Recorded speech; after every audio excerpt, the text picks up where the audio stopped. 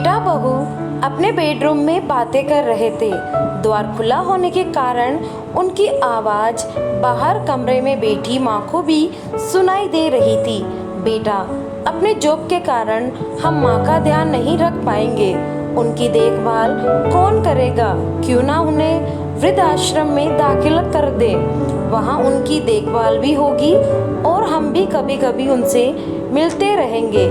बेटे की बात पर बहू ने जो कहा उसे सुनकर माँ की भी आंखों में आंसू आ गए। बहू, पैसे कमाने के लिए तो पूरी जिंदगी पड़ी है जी, लेकिन माँ का आशीष जितना भी मिले वह कम है। उनके लिए पैसों से ज्यादा हमारा संग साथ जरूरी है। मैं अगर जॉब ना करूं तो कोई बहुत अधिक नुकसान नहीं होगा।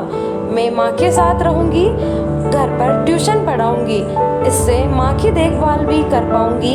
याद करो, तुम्हारे बचपन में ही तुम्हारे पिता नहीं रहे और घरेलू काम दाम करके तुम्हारी माँ ने तुम्हारा पालन पोषण किया, तुम्हें पढ़ाया लिखाया, काबिल बनाया। तब उन्होंने कभी भी पड़ोसन के पास तक नहीं छोड़ा, कारण तुम्हारी देखभाल कोई दूसरा अच्छी तरह नहीं करेगा। और तुम आज ऐसा बोल रहे हो।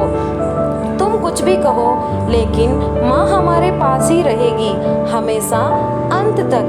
बहू की उपरोक्त बातें सुन माँ रोने लगती हैं और रोते हुए ही पूजा घर में पहुँचती हैं। ईश्वर के सामने खड़े होकर माँ उनका आभार मानती है और उनसे कहती है, भगवान, तुमने मुझे बेटी नहीं दी, इस वजह से कितनी ही बार मैं तुम्हें भला बुरा कहती रही थी, लेकिन ऐसी भाग्यशाली बहू देने के लिए तुम्हारा आभार मैं किस तरह मानूं।